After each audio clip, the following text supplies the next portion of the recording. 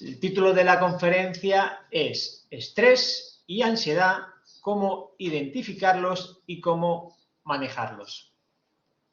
Pues bien, Bueno, señor Rubén. Daniel. Bueno, arrancamos entonces, Rubén. Correcto.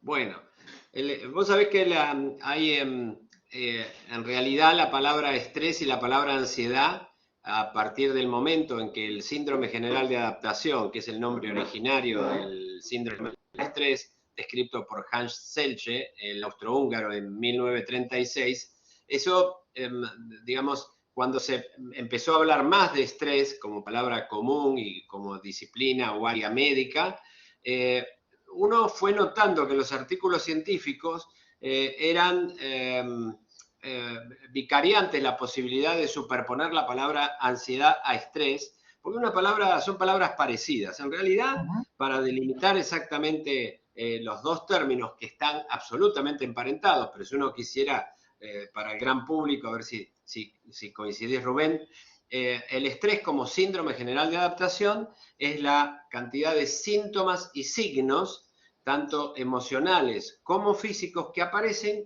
cuando una circunstancia de vida determinada superan nuestra capacidad de respuesta. La ansiedad, como contrapartida, es una forma que está relacionada con un circuito cerebral. Yo acá tengo no sé si se logra ver, un Sí, cerebro de plástico, perfecto. un circuito cerebral, que es el circuito del miedo. Es decir, el cerebro tiene algunas áreas que le son propias para distintas funciones, pero hoy no interpretamos el cerebro como áreas o localizaciones, sino como un cablerío que está todo interconectado, determinadas áreas con otras. Y hay circuitos que son específicos y han sido muy estudiados, Rubén. Uno muy estudiado es el circuito del miedo. Todos hemos sentido miedo y es la experiencia emocional del miedo frente a una circunstancia determinada que es un objeto que resulta claro. Un predador, una agresión externa física o psicológica o emocional, un delincuente, miedo. Es intenso, delimitado en el tiempo, es una emoción básica y tiene un circuito cerebral que le es propio. La ansiedad es, en términos populares, un miedo chiquitito, sostenido en el tiempo, sin objeto claro. Es un temor anticipatorio. Tengo un temor por el futuro que me hace estar, entre comillas, ansioso / nervioso. No sé exactamente por qué. Es de menos intensidad que el miedo, pero sostenido en el tiempo. El estrés también tiene dos condiciones así. Mientras que el miedo es una cuestión aguda e intensa y dura poco tiempo, la ansiedad dura bastante más tiempo, a veces toda la vida. El estrés es lo mismo, hay un estrés agudo y un estrés crónico.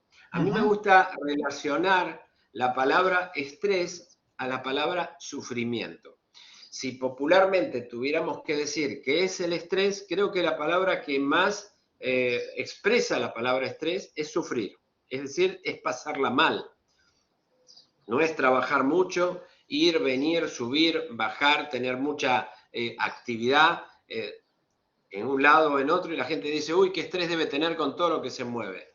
Bueno, es como decía mi mamá, sarna con gusto no pica, con lo cual, digamos, claramente no es sobrecarga de trabajo, sino cuando ese trabajo lo llevo mal o cualquier cosa no la llevo bien y uno empieza a sufrir, uno no la empieza a pasar bien. Me parece que es la mejor definición en términos populares de qué es lo que se trata el estrés. Entonces creo que más o menos hemos definido, por un lado, qué es el estrés, Rubén, el síndrome del estrés, y por el otro lado, la ansiedad. ¿Relaciones entre ambos? Bueno, quizás el síntoma más frecuente o uno de los más frecuentes del síndrome del estrés es la ansiedad. En nuestro hospital, que tenemos el primer servicio en Buenos Aires de medicina del estrés, hacemos diagnóstico de vulnerabilidad al síndrome del estrés, tanto desde el punto de vista físico como desde el punto de vista psicológico. Hay una cabina donde se encuentra, Rubén, un polígrafo. Nosotros sentamos al paciente en esa cabina que es parecido a un ascensor y que se le ponen, es un estudio inocuo, no es doloroso, no requiere tratamientos previos ni preparaciones previas, pero nosotros registramos en esa cabina con el paciente en tiempo real la frecuencia cardíaca, la presión arterial, la temperatura de la piel, temperatura dérmica superficial, la tasa de transpiración, la frecuencia respiratoria, una derivación eléctrica cerebral, es decir, todos esos parámetros que sabemos que en una condición de estrés aumentan. Cuando el paciente está relajado y el software del equipo nos indica que está relajado, sometemos al paciente a un estrés psicológico con un test muy simple, que es el test de Elliot, que es una sustracción sucesiva. Es menos estresante que cruzar una avenida acá en Buenos Aires o la Gran Vía en Madrid. Pero los pequeños cambios determinan que la persona reaccione en estrés, entonces su frecuencia cardíaca va a aumentar, su tasa de transpiración va a aumentar, su presión arterial va a aumentar, y así podemos determinar si ese aumento está dentro de la media poblacional o no.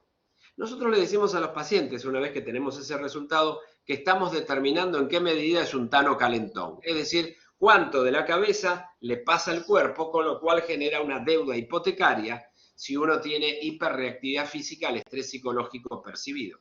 Después el paciente pasa unas pantallas táctiles donde tenemos cuestionarios y test cognitivos para medir variables psicológicas que determinan un perfil de conducta proestresor. Esas dos cosas, Rubén, la denominamos perfil psicobiológico del estrés, y el paciente con ese informe va al PROMES, Programa de Manejo del Estrés, que es un trabajo intramuros dentro del hospital, donde los pacientes vienen 1 hora y media por semana, y después estamos conectados online durante la semana y por vía WhatsApp, y donde en esa hora y media se ven una cantidad de herramientas para el manejo de la ansiedad, para el manejo del estrés en general, y que siempre termina con 10 a 15 minutos de meditación mindfulness, que el paciente repite y online nos dice cuándo lo realiza, en dosis de 3 veces por día de 5 minutos. Eso para nosotros es suficiente y sabemos que en Occidente es difícil que se pueda destinar más tiempo, pero que la dosis mínima es 5 minutos 3 veces por día. Y también hablamos de meditación sublingual. Sublingual haciendo una metáfora de los ansiolíticos sublinguales, esos que se usan en todo el mundo, de un clonazepam sublingual. Decimos, bueno, en lugar de un clonazepam, haga respiración profunda, aunque sea 1 minuto, y usted va a ver cómo va mejorando. Creo, Rubén, si más o menos pude expresarme respecto a qué se trata el estrés, qué se trata la ansiedad, y que uno de los extremos polares de manifestación del estrés es la ansiedad, habida cuenta que el estrés se produce cuando algo amenaza nuestros intereses vitales. Lo clásico que todos habremos leído, el predador que ancestralmente nos quería devorar y convertirnos en su almuerzo. Y si ese diente de sable, ese tigre diente de sable aparecía, lo que íbamos a sentir como emoción es el miedo, que se iba a vehiculizar por el circuito del miedo. Y sucede que ese mismo circuito, o muy parecido, es el circuito de la ansiedad. Ahí es donde se emparenta desde la biología y la psicología fuertemente el estrés y la ansiedad. Creo que ahí hay un punto de unión. Y dentro del conjunto de la constelación de síntomas y signos del síndrome del estrés, la realidad es que la ansiedad, yo diría que tal vez es uno de los más frecuentes. Muchas gracias, Daniel. Yo quería hacerle una pregunta. ¿Qué está ocurriendo ya desde hace años en esta sociedad, que cada vez hay más ansiedad y estrés, cada vez hay más información? Sin embargo, tal vez cada vez haya menos buena formación. Sí, Rubén, coincido, te tuteo, como cuando nos hablábamos por WhatsApp. Así que sí, yo coincido con vos. Rubén. ¿Por qué no vivimos bien? Bueno, creo que también tiene que ver con los factores culturales y socioeconómicos de cada país. En la Argentina estamos pasando un mal momento en muchos aspectos. Lo hemos pasado económicamente en el 2000-2001 con una crisis económica que dio como registración el aumento de tasas de accidente cerebrovascular y de infarto agudo de miocardio. fue una crisis económica con un default impresionante y que todos hemos sufrido mucho. Y también es cierto, me parece a mí, que tuvimos en estos últimos 2 años el evento de estrés psicosocial más importante de la historia universal. Se entiende por estrés psicosocial a ese estrés que cruza transversalmente a la sociedad en su conjunto y que puede darse en un lugar donde hay un terremoto, donde hay un acto de terrorismo, como pudimos haber sufrido en Atocha en su momento, o como en la Segunda Guerra, un estrés verdaderamente impresionante, pero en la Segunda Guerra hubo parte de América, América Latina, Asia, que no se vieron comprometidos desde el punto de vista del estrés psicosocial, Rubén. Pero fíjate vos, a ver si coincidís, es para debatirlo, que la pandemia, esto que aparece en Wuhan en diciembre del 19 y que en 90 días nos tuvo a todos encerrados, ya con confinamientos y con las imágenes que todos fuimos testigos y la pérdida de conocidos y familiares, eso fue un estrés psicosocial como nunca existió, porque se detuvo el planeta en ese sentido, porque alcanzó a todo el mundo, por la pandemia en sí mismo, por sus repercusiones humanas, por sus repercusiones económicas. Creo que eso ha empeorado mucho.